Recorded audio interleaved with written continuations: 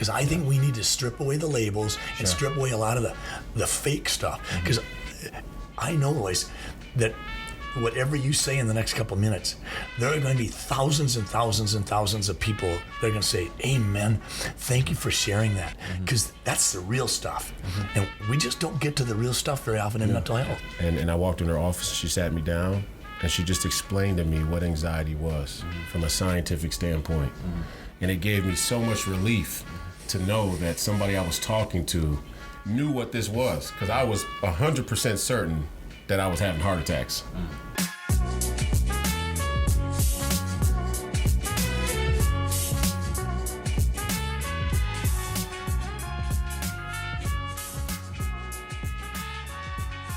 Hello, everybody, and welcome to the Dr. Scott Jensen podcast. My name is Andy Schmidt. I'm here with Dr. Scott Jensen and Royce White. Thank you so much for joining us.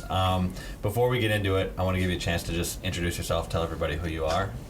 So you can. Royce White, born and raised here in Minnesota native, St. Paul, by way of the Twin Cities, and I'm an American. Yeah, that's the primary characterization I'd give myself these days. Great. Pro athlete, yes, author, but first and foremost, I'm an American. All right, perfect, short and sweet. So we'll just jump. Hold it before we get started. I never have been able to perform at the level Royce does. So could we ask Royce, could you give us just one or two moments when you think back to your athletic career? I mean, because you perform athletically, 1 in 50,000 people don't perform at the level you did. What are a couple of things that just in your mind give you particular satisfaction about being a professional athlete in the NBA? Wow, that's I never do much reflecting back on that, so I appreciate the question. Actually, my senior year at Hopkins was special, and it was one of those euphoric moments you hear athletes talk about when they look back on their career. And I think it was so special for me because I had transferred from De La Salle. I had a little bit of trouble at De La Salle as a junior, and I was still ranked very high. I was the highest ranked player in my class and in the state. So I was an All-American in status. But my high school career specifically had some turmoil. And for high school basketball players, your career is separated from school season and AAU season because AAU is so prominent in basketball. So I was having a ton of success in AAU, but I didn't feel content because I wasn't having the success in high school. And that's where you spend the majority of your year, right? And I had a deep connection to my coach at De La Salle, Dave Thorson, who's now back at the University of Minnesota with Ben Johnson as an assistant. And I lost part of my junior season, and going into my senior year at Hopkins, nobody knew what was going to happen, right? There was all these questions looming over our season, but we had probably the most talented team in history, which can be tough, right? A lot of people think, well, a talented team is a no-brainer. No, sometimes a talented team has too much talent. But we had a great leader there in Coach Novak, Jr., Kenny Novak, and it was a special season, and winning that championship in the Target Center against Osseo, against a very good Osseo team, there was this euphoria that came over me after going 31-0 and just reaching perfection during the season at 18 years old. So I guess I started my adult life with the perfect season as kind of a dream come true in many ways. But I had contributed a lot, and it was special. Thank you for sharing that. Appreciate it. Thank you. Yeah. All right, yeah, I mean, that's great. And I think one of the things that we want to kind of talk about in this podcast is mental health, which I think is kind of an umbrella word we use over a bunch of there's so many things that make up what mental health is. And I know that you've had struggles with mental health, and I want to give you what's your, I guess, how has mental health affected you personally throughout your life and your career? Well, I would say that mental health has affected my entire life from day one, and part of the biggest part of my story, what I'm probably most well known for, is my mental health advocacy in the NBA and challenging them to have better policy. At the time, it was any policy whatsoever, but in the general sense, better policy. And I guess at the time, at 21, it really wasn't so much about NBA players getting adequate mental health care. It was that I saw that the NBA was a representative of this global corporate community, and that the global corporate community's attitude around mental health was in crisis, right? And I faced this media dynamic where mental health wasn't being talked about much yet in the public square.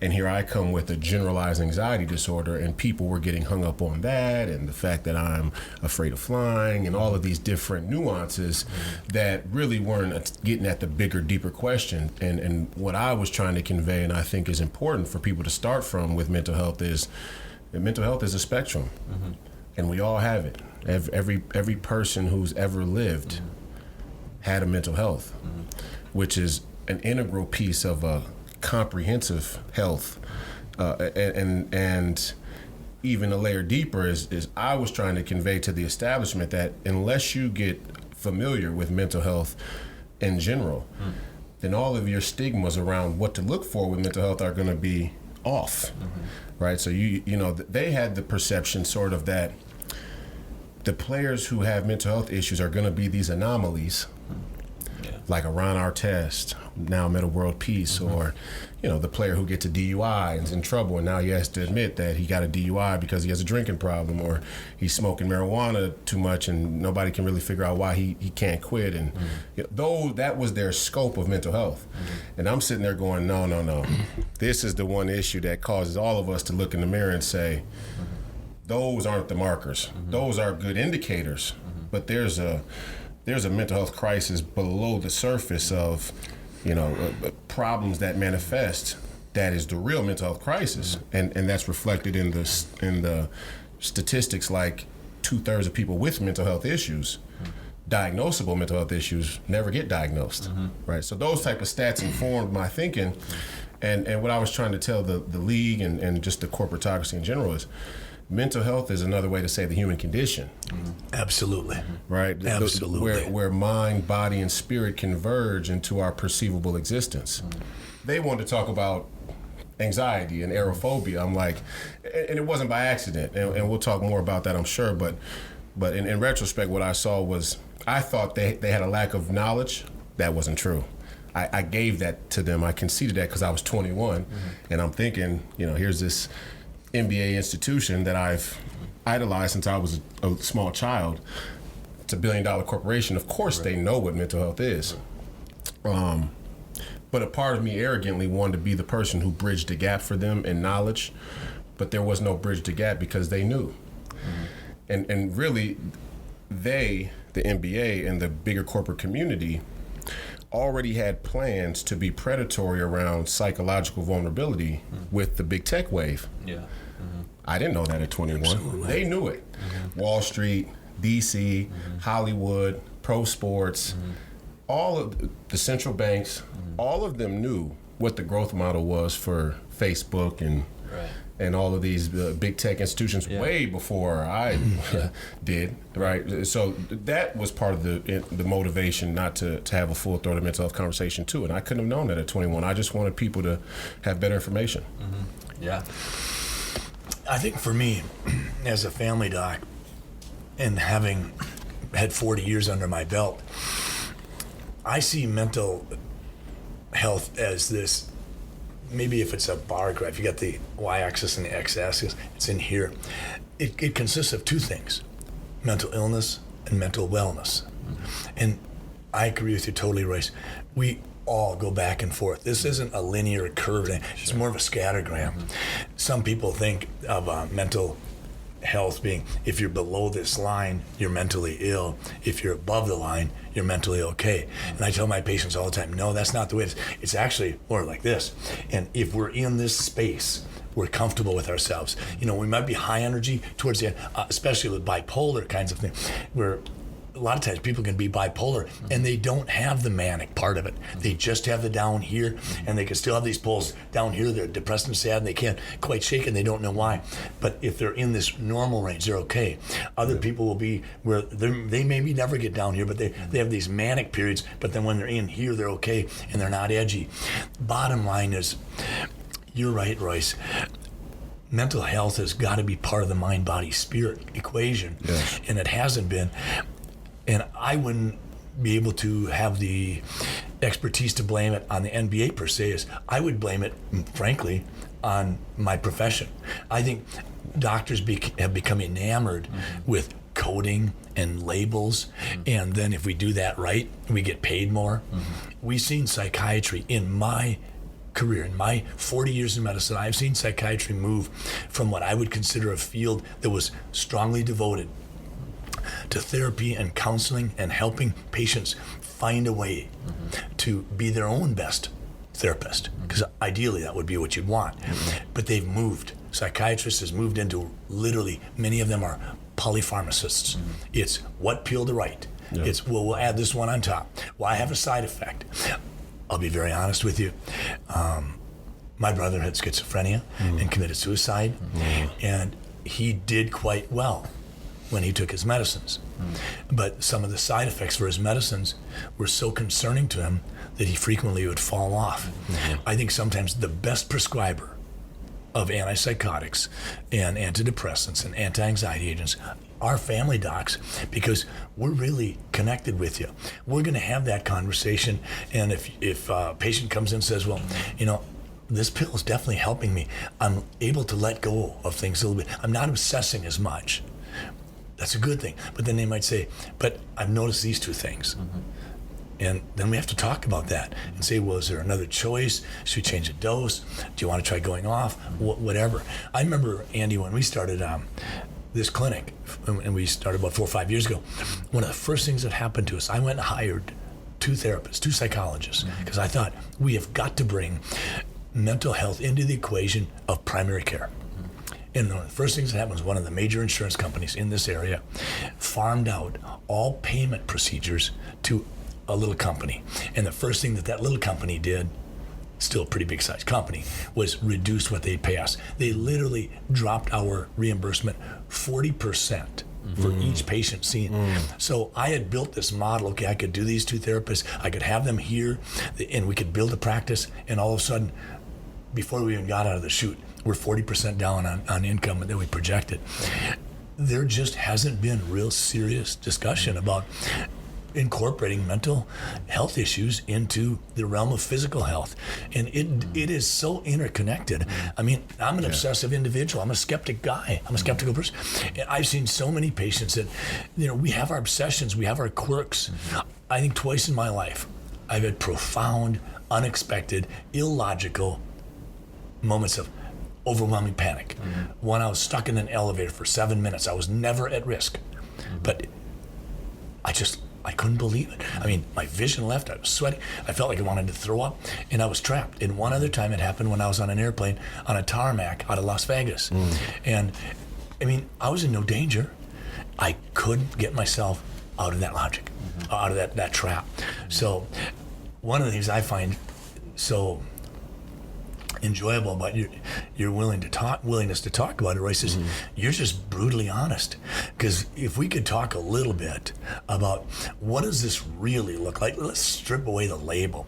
But what does it really feel like to be incapacitated by an anxiousness that you can't get yourself to work your way through, and it's taking you away from the ability to do something that you have been gifted with to be able to do at this level, and you can't do it, whether it's golfing or basketball or doing surgery. It doesn't matter. What is it? What does it really look like to the person suffering from that? Because if we don't really know what it looks like, if all we're going to do is hide behind a doggone label, we're really not interested in knowing about what you're at. Yeah, well, I'd say that I have a pretty interesting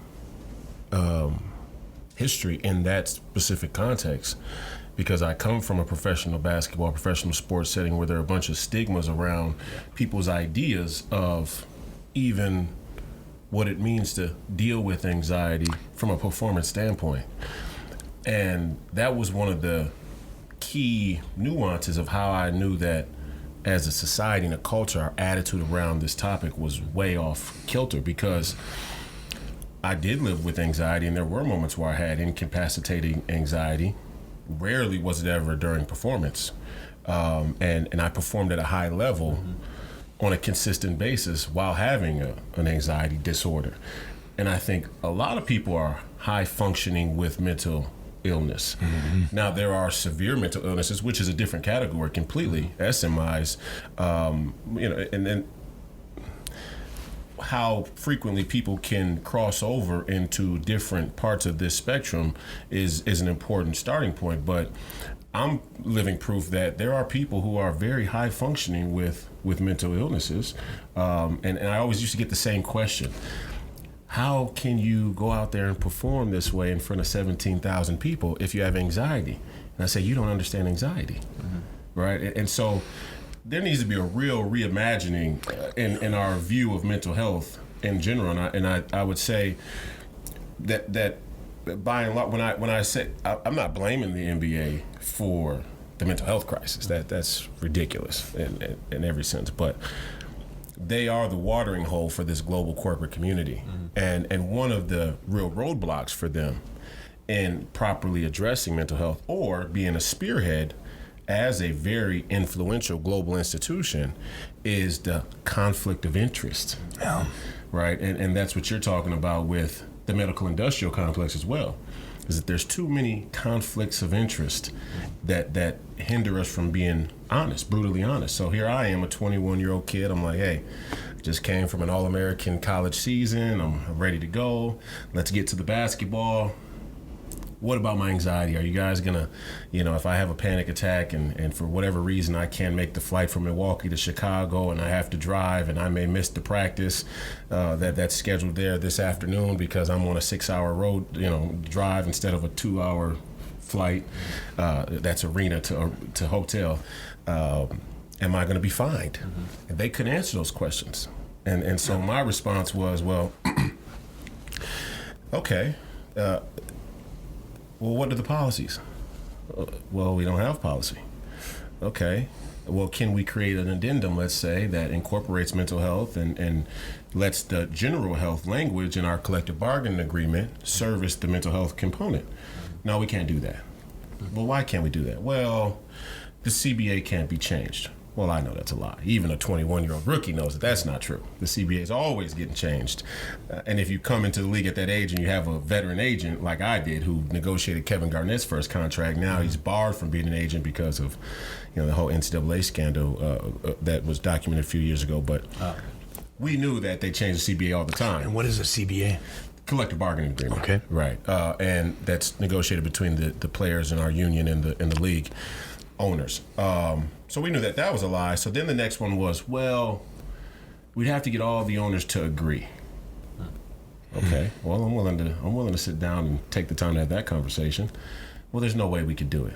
Okay. And even more so, if we put a mental health policy down on paper, there's nothing that says players won't start to fake mental illnesses in order to still be paid and not play. Okay, now we got a problem. Now, in trying to challenge the corruption or the lack of understanding or perspective, I further uncovered the need for the policy that I initially suggested. And I think that's often what, in the medical field, as I'm watching the landscape, a lot of doctors are running into now is, as they go to challenge the thing that needs to be challenged, the establishment, in trying to double down on a corrupt position, is further letting you guys know that the challenge is necessary. So you're caught in this. But there's 9 items, and you mark them, very arbitrary. I think it's 4 different levels: agree, strongly agree, or whatever. And you get 3 points for this, 2 points for this. But basically, if you add up to more than 15, you're pretty darn depressed. If you add up to above 10, you're depressed. If you're 5 to 10, it's squishy. Under 5, you're good. Don't worry. Well, what do you do when you do a survey? I mean, if it's a Monday, that's different than on a Wednesday. For sure. If morning versus afternoon versus evening. Exactly. And so what we do is now we're fighting with the patient. Now we're telling you, well, maybe you'll fake it. And So now we've absolutely destroyed any real and genuine commitment to elevating mental health issues into the real realm of medical care. Because now we're saying, no, the survey doesn't show it. That survey isn't worth the piece of paper it's on in some situations. Yes. Sometimes it might be helpful. And so you're stuck in this place. And I think that one of the hardest things is with mental health, we are so dynamic as humans. We are not the same on a Monday morning as we are on a Monday afternoon. And we've got to get around that. We've got to get deeper, wider. We really have to have a commitment, say, how can we help? Right. But I think our system today is more and more this with the patient. I think you've got there's medical corporate complex, and you got the patient here who's always feeling sort of at a disadvantage because they don't get to call the shots. And it's this is what my intuition and spirit told me, is that friction is much deeper even than mental health care provider, establishment, and patient. Our society is at odds with the human condition, with the human spirit in many ways. Now, am I a perfectionist? In some sense, right? As an athlete, I have that critique. But do I expect that from government or the state or the establishment, the corporate? No, we don't expect perfection. I don't expect perfection. But we are so deeply in defiance of God that we're naturally antithetical to everything a human needs to be. And it could just start with agency in the most general sense, just having agency, right? And so the reason the NBA and I were in such direct conflict was their system is paternalistic. They don't want you to have any agency, right? They want to know where you are at all times, what you're doing, where you're going. That's a non-starter. As an American institution, that should be a non-starter. Right. But when you start to incorporate this model where human beings become commodities explicitly, like in a professional sports context, our culture and attitude is even more accepting of the idea that you should be treated as a machine. And that wasn't unrelated, or it was sort of prophetic in that we are becoming more and more enamored with and in love with the idea that human beings aren't so necessary, and that machines are better suited to fit our establishment. And that's what the professional sports athletes saw. We see it firsthand. We had that intuition 10, 15 years ago where we're like, whoa, we're not machines. So now the establishment goes, oh, well, we don't even need it. Athletes, pretty soon they'll be robots. You remember the song, I think it was from the 60s, by Simon and Garfunkel, called Sounds of Silence. And it said, they bowed and prayed to the neon gods they made. And what we do with our celebrities, we make them into a neon god. Sure. So we worship them. Yeah. If a celebrity comes out and says, we've got to take care of more panda bears, then we got to take care of more panda bears. Yeah. Or if someone says, we've got to be more concerned about this, but we basically make you a machine or a neon god. Or if someone says we have to get vaxxed, and everybody goes to get, a bunch of people in my generation go get vaxxed because whatever celebrity said they get vaxxed. Yeah. And they don't ask the question, is this good for me? They just say that somebody told me to do this, I'm going to go do it. I think you're talking about the broken system and this like the problem of like all the mental health stuff. It seems to be should be looked at as more of a case-to-case basis on each individual human, because everybody's a different comprehensive human being, and we all have different intricacies and things about us. Maybe more so than any other health condition there is. Yeah. That mental health is probably the most individualized health. You can speak to it better than me, but as a patient, I have experienced that the treatment for my sprained ankle is going to be pretty standard: rest, ice, elevation, right? But what I may need is completely dependent on who I am and my circumstance when it comes to mental health. Well, let me jump in on that one. Yeah. And this is there'll be a couple points from this. One is, if I take care of 10 kids with strep throat, I know that 10 out of 10 are going to be pretty straightforward. They're all going to get well. If I have 10 patients that come in during the course of a week with anxiousness issues or depression issues or something like that, every one of those 10 is going to be different. And every one of them is going to be much more challenging to determine whether or not I was successful. Well, if I'm seeing you, Royce, and you don't make me feel good about myself because I don't know if I really found the secret sauce to helping you, whether it's therapy, talk therapy, medication, whatever. If you don't make me feel good, and I'm used to feeling good as a doctor because I heal and I cut and I cure, all of a sudden, you know what? I'm not going to want to see you because if I take care of 4 strep throats, I know I'm going to get it right. And in those 4 strep throats, I can take care of those 4 people in less than 20 minutes. I got you come in for a 20-minute appointment. It goes into 35 minutes. I don't feel like I solved anything. I don't know if we're going to be any better or any further along next time I see you. And so I'm going to tell the front desk person, have him see a psychiatrist or have him see a therapist, or let's just have him come back in 6 months. And all of a sudden, the whole notion of how does a healer help someone who needs healing, how do we help? How do we do that? It's just thrown out the window for all these external reasons. And yet here you are. You're an individual, tremendous capability. Who knows? You might solve the nuclear fusion issue, but we're simply chucking you aside. Yeah. Well, I want to ask, what are we supposed to do? Like, I guess I don't want to ask what the solution is because there's not one solution for everybody. But what would you say is like a good place to start for some of these large corporations like the NBA, or just anywhere where they're kind of looking at people as numbers and not as individuals? Well, let me make a suggestion. Let's ask Royce if he would to just try to go deep for a minute or two and just help us understand the agonizing sense that goes on in his head when he's feeling like he's not where he wants to be in terms of being mentally healthy.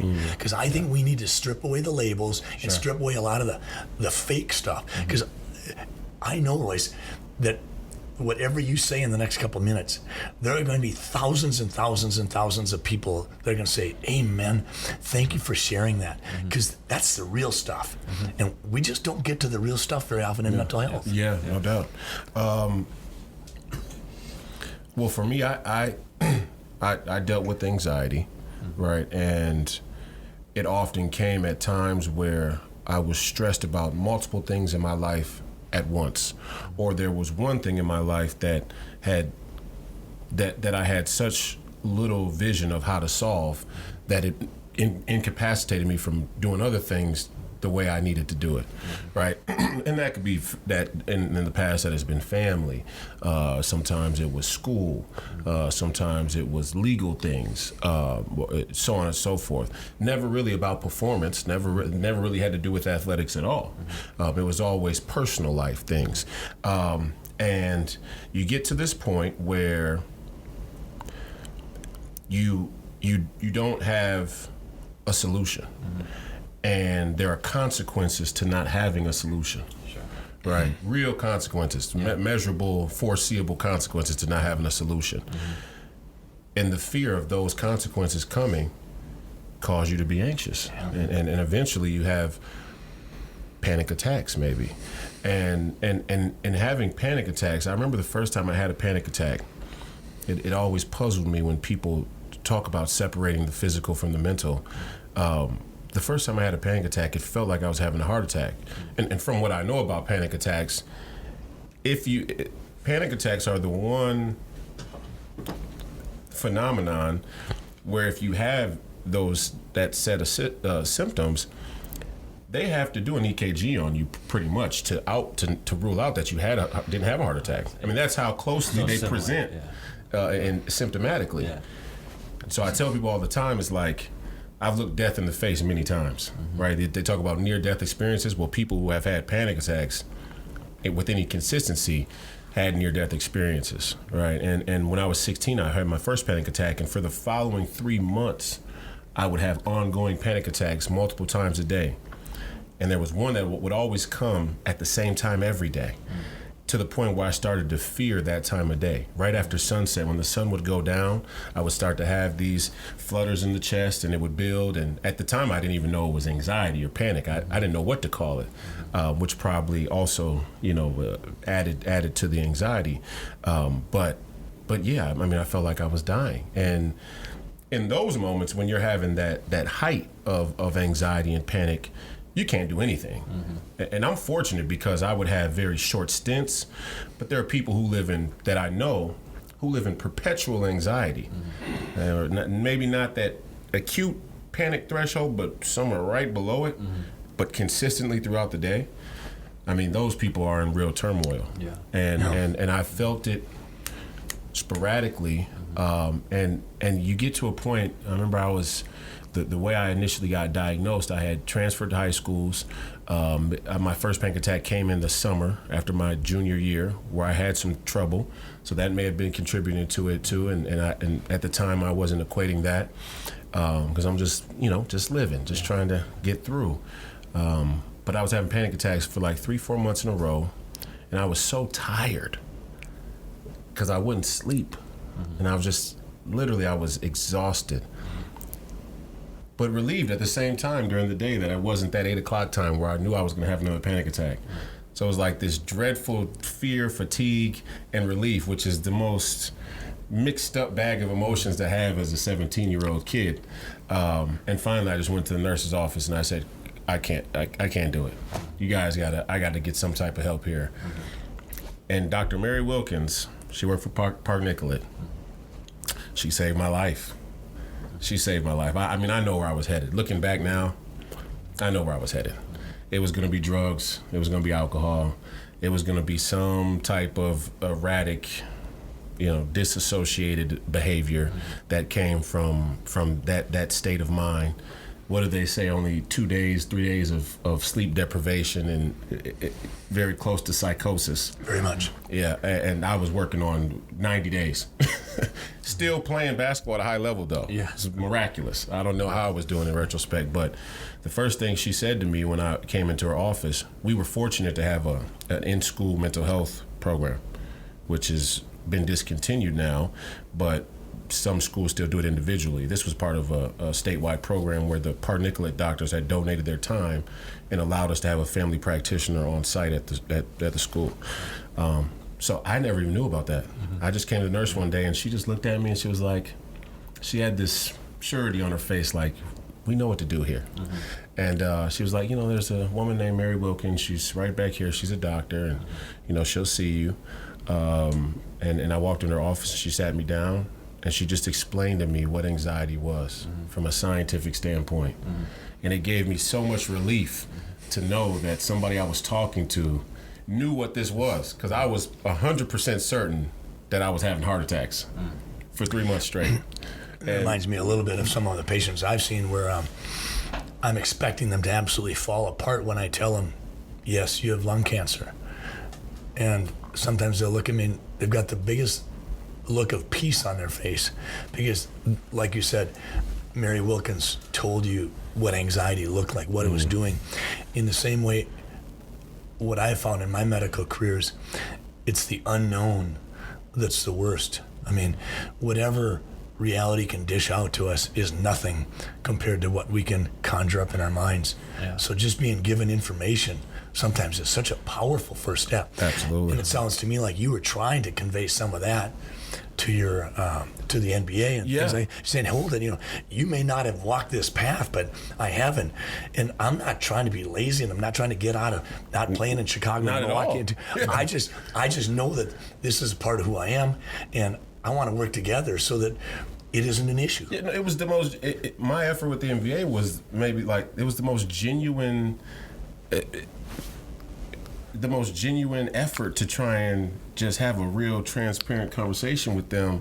But what I could tell was they were so conditioned in the art of the deal, right? In this sort of dynamic between worker management, ownership, asset, commodity, and this constant trying to get over on each other that they couldn't accept that I was coming from a genuine place. Well, it's weird because my assumption would be that if you're in the NBA, you love to play basketball, and you're not gonna do what you're not gonna like try your best to get out of playing basketball. Well, in fairness to the NBA, okay, they're corrupt as the day is long. They're what you call a chameleonic politics institution. They're going to go where the wind blows. They're preservers of the status quo. Yeah.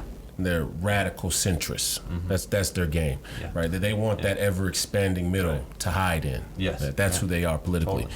So there's that component. But in fairness to them, there are players who get to the NBA who have guaranteed contracts and who lose that genuine love of competition on a daily basis, or maybe they have mental health issues underlying, or family issues, or body issues that really make them try to get away from the competition piece, but they still want to be paid. Yeah. So I understand that, but that's the anomaly. Yeah. Okay, the 95, they were treating that like it was going to be the standard. And I was like, no, come on, guys, we can't opt for the standard in the mental health sense. No, the anomaly is going to be the guy who malingers mental illness issues. The majority of us either really have those issues, or we have an issue that we don't yet understand, right? An issue that needs to be found, or there's some other thing going on, physical or whatnot. But the point is that most high level competitors are going to want that competition, and I certainly was one of them. Still trying to, fight the narrative of being blackballed in the NBA now to potentially be able to.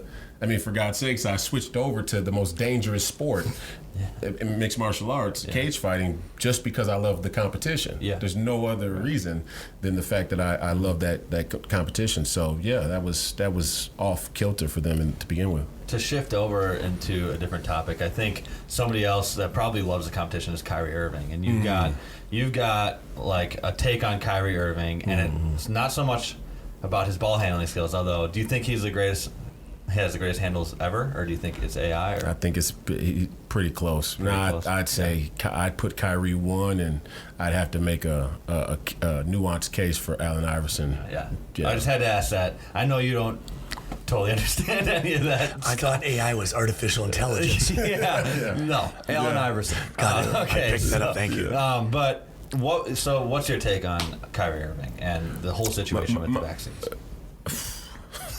Big questions. 30 seconds. There you go. My take on the vaccine. Well, here. There's. Okay, so first of all, I just got to start this. I'm a populist. Okay, I believe in populism. I believe in an America First era. Needed right now, not in the general sense always and forever into the future. We can't know what the future brings, and we should be humble enough to change our views based on where we are in real time.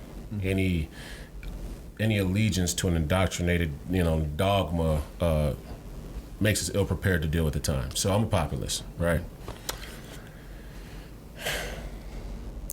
There are 4 heresies of the West.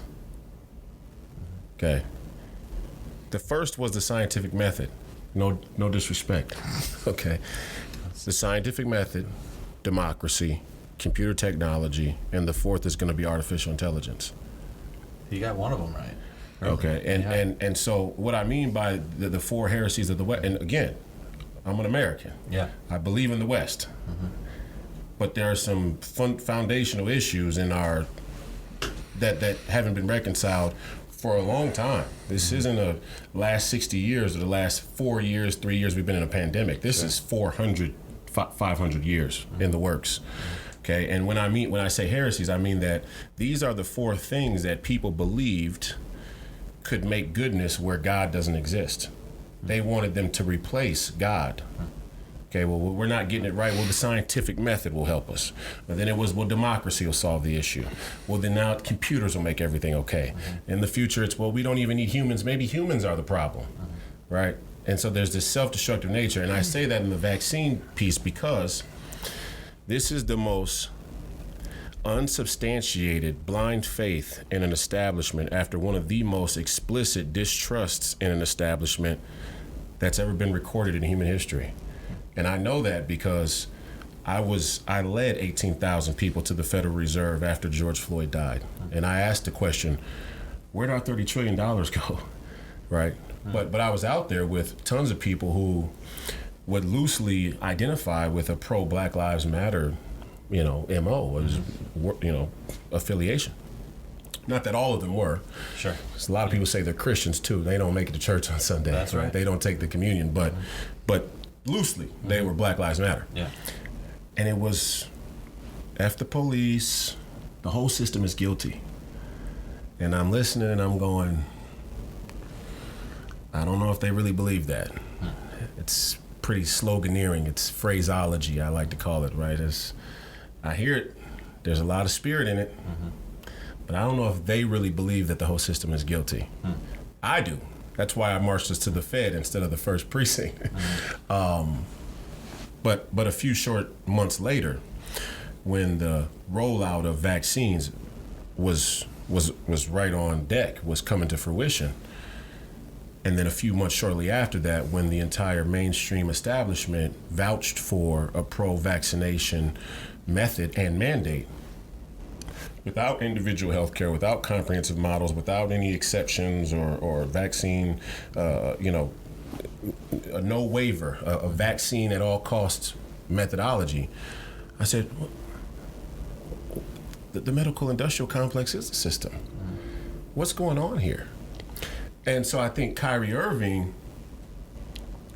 he has that intuition in him, right? He is somebody who is, it's premature, okay? It hasn't been fully developed because he doesn't come from looking at basketball or the NBA or pro sports in that in an explicit political, social context like I do, right? That was my introduction into the league, was this greater political question about sports and policy and mandates and all those kind of things. Sure. But he is somebody who has tried to pull the veil back from his eyes while he's been in that position. And I think when the vaccine mandate hit, and the league said that in the offseason, Mark Tatum, who was the deputy commissioner, put out the memo that they were expecting all players to be vaccinated. It triggered him into what I think is a very warranted response, where he went and he looked and he went to research. He went to do his own independent research, and I think he made the right decision. He stood his ground. He won in some sense. They're now letting him play. Yeah. He's only able to play in away games for the time being, but he took a very important stand at a very important time from an institution that has a lot of impact on culture in our country and around the world, and I tip my hat to him, and history's going to look very favorably on him, and this moment was very important for people because he stood everything to lose. Yeah. And they had stacked the chips for him to lose everything.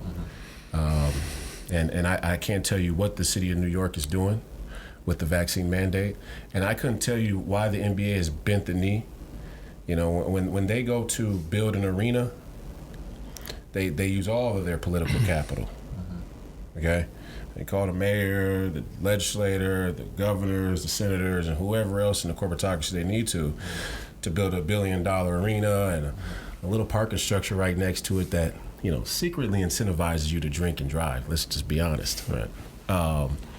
But they have no problems with throwing their political weight around with that. In this situation, either whether you say it was the fear or just the agenda, it was a full stop. There's no other way. This is the way. No nuance.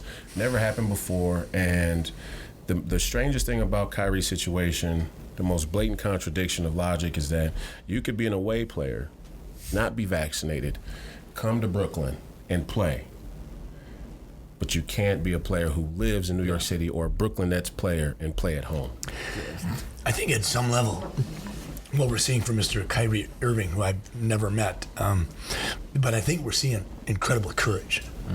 And I mean, I can't help it. I'm sort of a modest sports fan, but I think of Aaron Rodgers, and I think he also spoke from the heart. I think of Kirk Cousins, And because we do in our society elevate celebrity voices perhaps beyond what their level of expertise is, I remember Barbara Streisand when she started getting more politically outspoken at her concerts. People went to her concerts to listen to her sing, not to hear her politics. But I think what we're going through as a nation, and you spoke earlier about the journey that America might need to travel as we move forward, is we really are in need of a renaissance of what does courage look like. And I think Kyrie Irving, I think you, Royce, in terms of being willing to put it all out there, say, you know what, I'm going to tell you about my foibles and my quirks and my oddities, because this is a part of the whole person of who Royce White is. And I'm willing to do the same. I mean, I tell my patients that I am obsessive, and I wish at times that I could be easier going. And I wish I had this personality trait instead of this one. But you know what? Part of that journey on earth is we got to find a way to embrace who we are, and we move forward, and hopefully tomorrow's version of who we are today will be better, and the next days will be even better. I think another important name that I'll add to that list of athletes is Jonathan Isaac from the Orlando Magic, who he's been a voice, and he's writing a book now, I think, about his situation, but he's another important one to add. But Watch for him. Yeah.